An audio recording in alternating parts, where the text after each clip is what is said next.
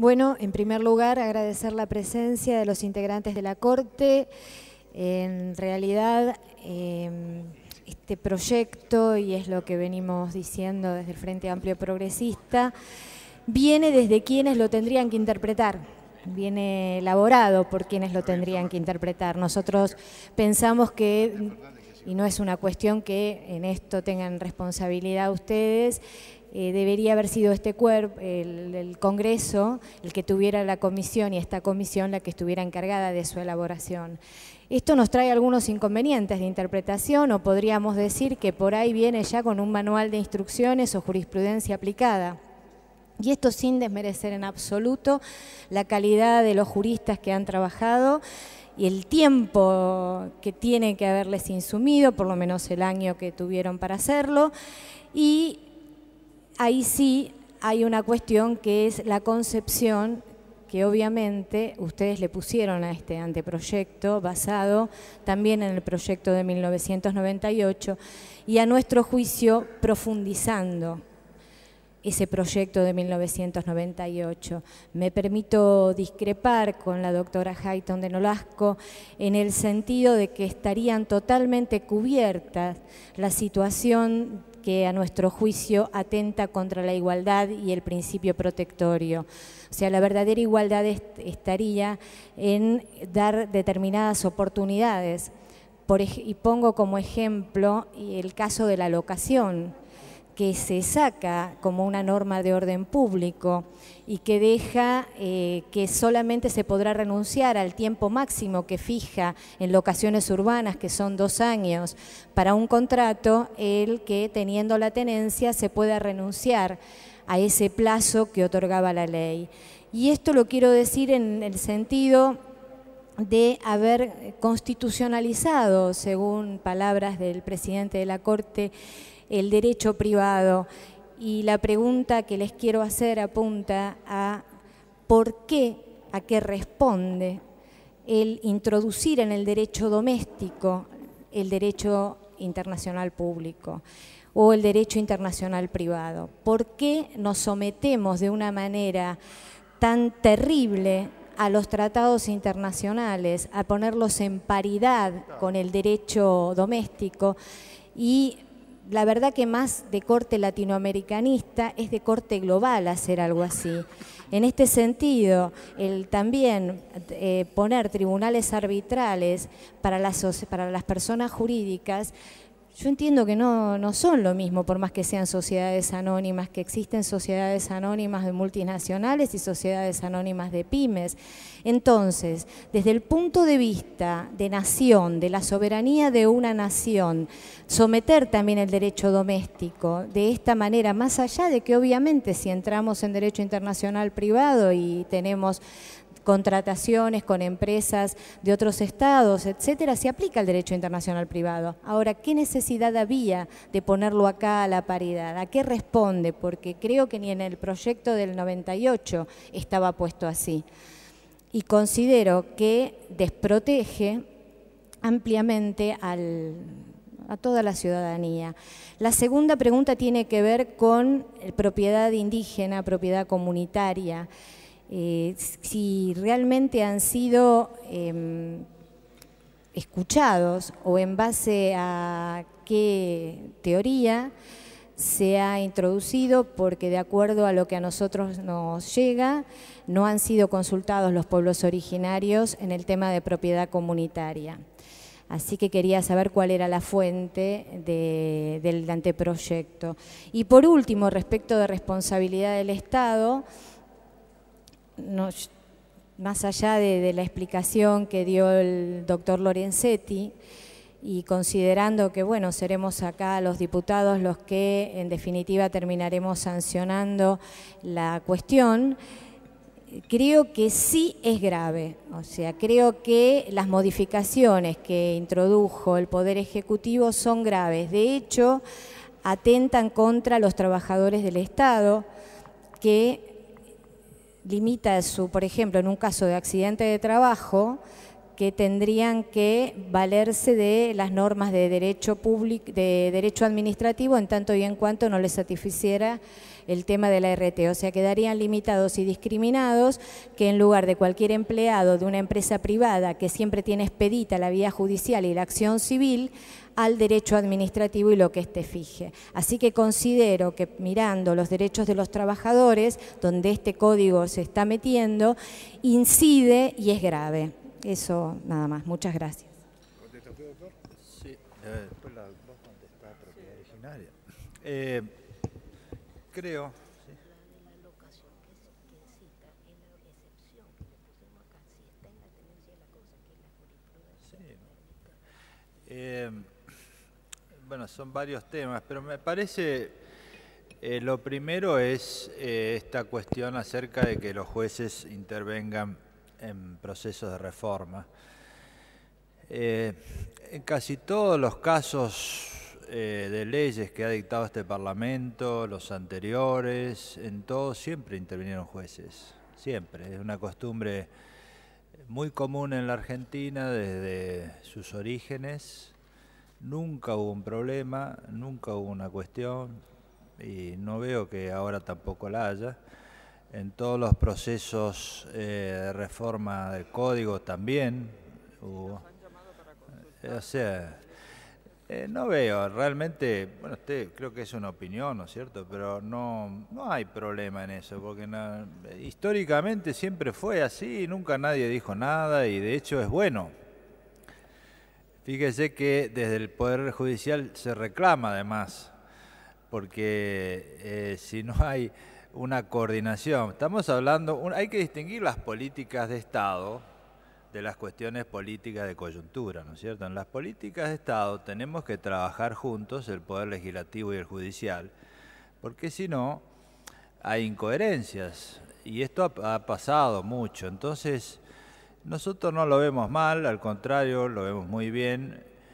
En todos los procesos legislativos intervienen jueces y eso además, bueno, no inhabilita a que luego, porque yo acá dije como técnico, si de luego viene un caso vinculado a una ley del Congreso en la cual no es una causal que impida que los jueces opinen.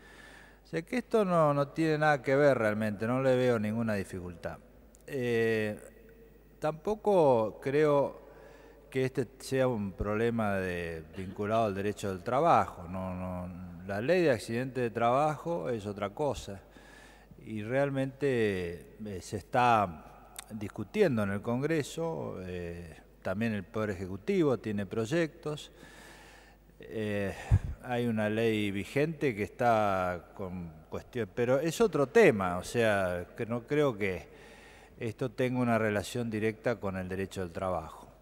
Tampoco creo que estemos entregando al país por los tratados internacionales, porque tampoco esto tiene absolutamente nada que ver con este proyecto, nada, ninguna relación.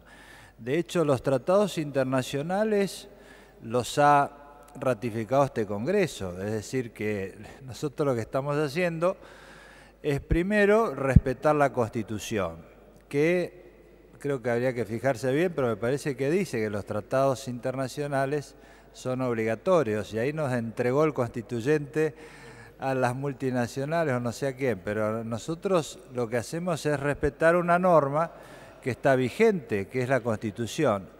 Y después hay una cantidad de tratados internacionales que nosotros tenemos que incorporar. Es decir, que acá no hay ninguna cuestión vinculada a que se está entregando el país a nadie. Es decir, lo que estamos haciendo es aplicar los tratados internacionales que el Congreso ha ratificado. En cuanto a la cuestión vinculada al derecho internacional público, me parece que está clarísimo, creo que no hay ninguna cuestión acá que tenga que ver más que la implementación de los tratados que ha sido ratificado por la Argentina. Nosotros no habilitamos acá ningún tratado, nada. O sea, ¿no? En internacional privado, siempre la doctrina reclamó una ley que regule el derecho internacional privado. Nosotros en el año 98 el último proyecto hubo una dificultad porque se preparó el proyecto de ley y después cuando se envió, no se envió. Entonces quedó desconectado el proyecto de la Ley de Derecho Internacional Privado. Después, como no tuvo tratamiento legislativo, el tema quedó olvidado, pero no es que incluso en la comisión que trabajó ahí lo tenían armado el proyecto. De todas maneras, lo que nosotros presentamos aquí es un proyecto que ha sido consensuado por todas las cátedras de Derecho Internacional Privado y es un proyecto que además tiene mucho apoyo en la doctrina y no le vemos ninguna cuestión, es decir, que el Código Civil ya tiene normas, el Código de Vélez, de Derecho Internacional Privado, mucho más hay que tenerlas ahora porque hay relaciones internacionales. Imagínense que en las cuestiones no patrimoniales, por ejemplo, los argentinos que van al Brasil, tienen problemas. Bueno, hay que establecer cuáles son las reglas. Los contratos internacionales que hacen las empresas, también tiene que haber reglas que digan cuál es la ley aplicable, el derecho aplicable. Lo que nosotros hicimos además es establecer una cantidad de normas protectorias de la cuestión nacional y sobre todo de los vulnerables, porque las normas que hay acá de derecho internacional privado relativas a los consumidores yo creo que van a ser una de las más comentadas por la doctrina internacional, porque es la primera vez en el mundo, en el derecho comparado, que va a haber una protección del consumidor mediante el derecho internacional privado. Es algo que la Academia Internacional de Derecho Comparado reclama y también se está reclamando a nivel interamericano. O sea que es una avanzada notable y creo que va a ser muy aplaudida por la doctrina y por todos los derechos de América Latina. Es decir, que esto es algo que está sosteniendo a América Latina como tal, no es que vamos a estar en contra, lo está sosteniendo en la SADIP. Yo hace poco estuve en la reunión de la SADIP y se sostiene que tiene que haber una normativa América Latina para diferenciarse del resto del mundo similar a lo que nosotros pusimos aquí, es decir, que los países progresistas de América Latina están postulando una norma de derecho internacional privado que proteja a los consumidores, porque uno ya hace clic, estos click agreement, y entonces ahí acepta cláusulas, y esas cláusulas las mandan a litigar a un tribunal de cualquier país del mundo. En cuanto al arbitraje, realmente nosotros hemos tenido mucho cuidado, porque sabemos que el arbitraje puede desnaturalizar, y por eso no se lo aplica a las relaciones de trabajo, no se lo dice claramente, no se lo aplica a los consumidores y no se lo aplica en las relaciones de familia. Pero en las relaciones entre empresas es muy conveniente y todos los países del mundo lo tienen. Y si uno se fija en la región, en Brasil hay muchísimo más arbitrajes que en la Argentina. En Perú hay muchísimo más arbitraje que en la Argentina. En la Argentina no hay arbitraje. Hay más arbitraje en Chile, en Uruguay que acá. ¿Por qué no hay? Bueno, porque no hemos tenido a nivel empresario, y no es malo que esto exista, porque a nivel empresario es bueno, es una forma rápida y no necesariamente tiene que ser perjudicial para las empresas pequeñas y medianas, al contrario. Acá hay que diferenciar. Una cosa son los tratados de inversión y los tribunales del CIADI, que esto es algo que surge porque el Estado argentino celebra un tratado de inversión y no tiene nada que ver con esto. Otra cosa son los tribunales arbitrales que son internacionales a las cuales las empresas pueden someterse, que hoy se someten, por ejemplo, los tribunales arbitrales que se les llama la Corte de París. Bueno, eso puede hoy cualquiera firmar una cláusula y se somete a los tribunales de la Corte de París. Acá lo que se hace es decir, bueno, pero usen los tribunales argentinos, usen los árbitros argentinos, porque acá se habla del arbitraje institucional, es decir, puede organizarse como tenemos en la Bolsa de Comercio, tenemos instituciones en el interior del país que trabajan para promover el arbitraje. Esto abarata los costos litigiosos de las pequeñas y medianas empresas, porque es mucho más barato, pueden solucionar incluso cuestiones arbitrales en consorcios. Puede ser una justicia más rápida, más barata y favorecer mucho a las pymes, no es contrario. O sea que es un contrato, ¿se puede pactar o no? O sea que el tema del arbitraje como está es una de las cuestiones reclamadas por todos aquellos que trabajan en el acceso a justicia. La doctora Hayton, que ha trabajado muchos años en el acceso a justicia, ha señalado mucho de los modos alternativos. Dentro de los modos alternativos, es decir, no judiciales de solucionar un conflicto, está el arbitraje. Y bueno, es muy conveniente y esto la verdad que no ha merecido... Hay una cantidad enorme de arbitraje en todos los países de la región, menos en la Argentina. Y esto, como es un código de comercio, hay que contemplar también una solución adecuada para las relaciones empresariales. En el tema de comunidades de pueblos originarios, nosotros hemos recibido cientos de propuestas de todos y se ha buscado una solución, que ahí le digo a la doctora Hayton que...